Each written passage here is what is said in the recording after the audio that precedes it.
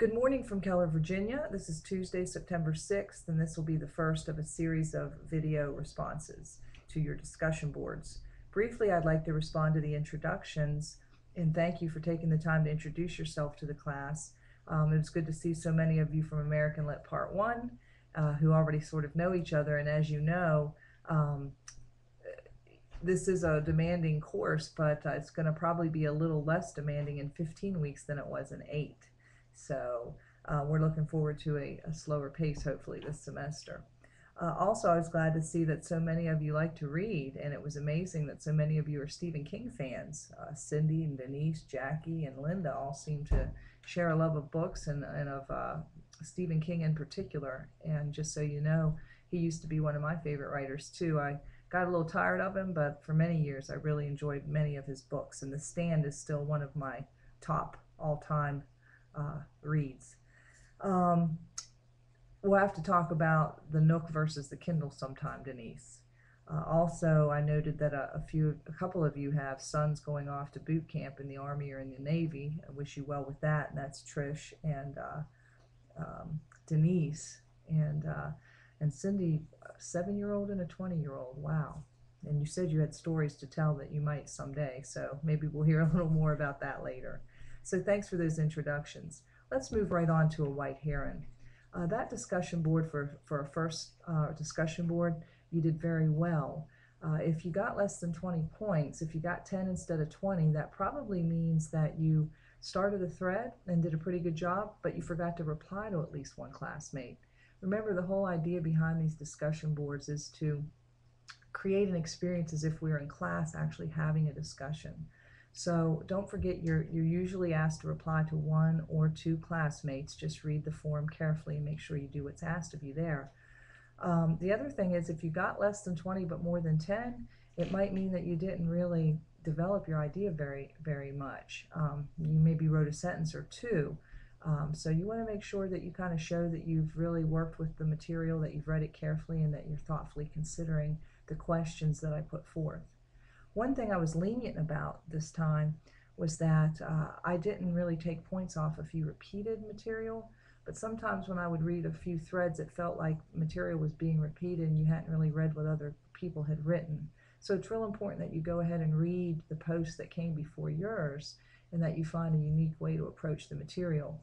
And keep in mind too, if I ask for one thing, just give one thing. Don't try to answer every single, like for example, the characteristics of local color writing. Pick one thing. Now, unfortunately, so many of you picked setting and neglected some of the other pieces of local color writing, but that's okay, because a couple other people did touch on those. Specifically, I liked in Melissa's post that she she mentioned that the subject of local color writers was often unmarried women or young girls, and that is indeed the case with Sylvia in this story, so that was good. And Brett had mentioned the use of local dialect, and that was also a good point. And those are the only 2 people that mentioned those pieces.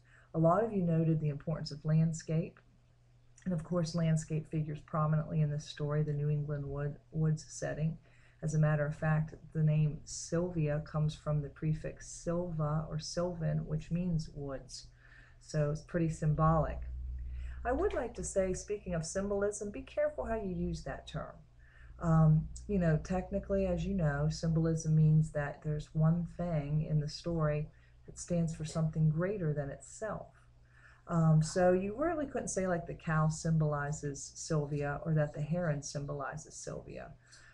Now, while the cow and Sylvia are related in that they're both female and of the woods, you know, that's true, but one doesn't symbolize the other.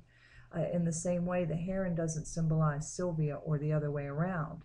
It's just that there's a strong connection between those 2 characters, and as many of you noted, Sylvia is of the woods and is sort of aligned with nature, and is sort of as opposed to the industrialist capitalist kind of society that a couple of you noted, Susie, Sue. But one doesn't symbolize the other.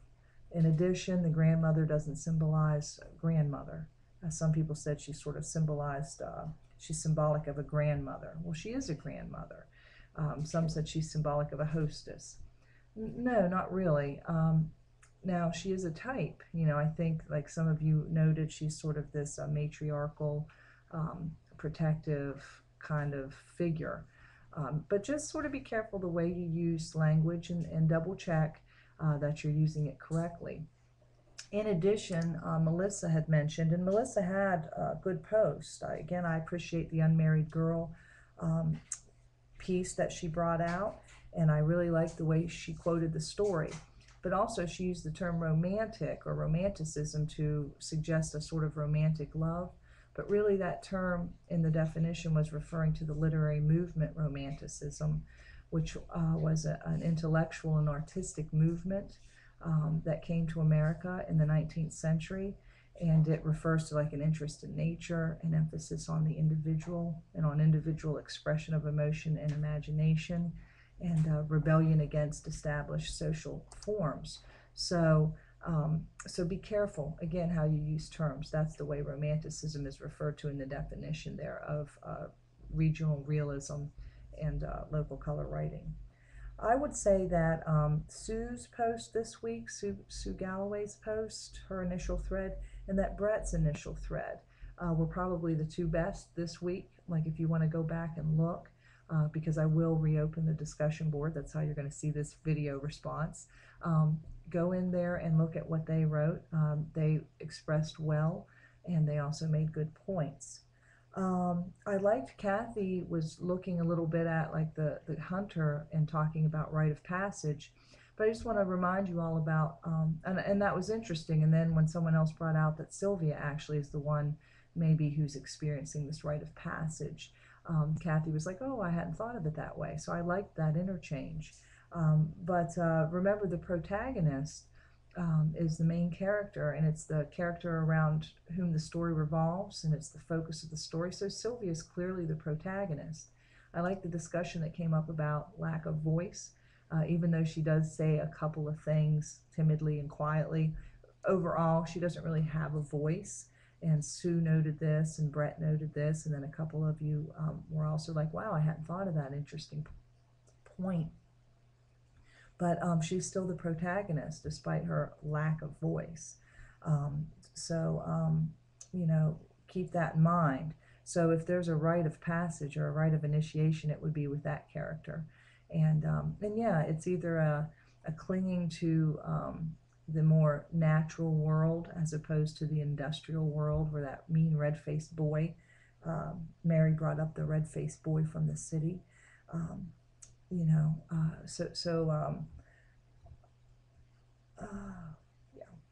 I forget what I was saying. Oh, her rite of passage then. She's going to give away the Heron, thinking that, that's what she wants to do, but then she realizes, sort of how precious that connection is, and she decides, despite the sacrifices that it may bring, lack of a romantic, sort of relationship, lack of money, she's going to stick with the Heron in nature. So, I think that about covers it. I like the way Melissa and Cindy quoted from the story. I like the interchange. I like the way that Melissa asked her really good questions. And I just, want to remind you, try not to repeat material. If someone responds to you and asks a question for clarification, try to answer that, or someone else jump in. But try as hard as you can to make it sort of recreate what a natural discussion in a classroom would be like. So you did a great job for the first discussion board. I really look forward to reading more of your work, and I'm looking forward to a great semester. Have a nice week.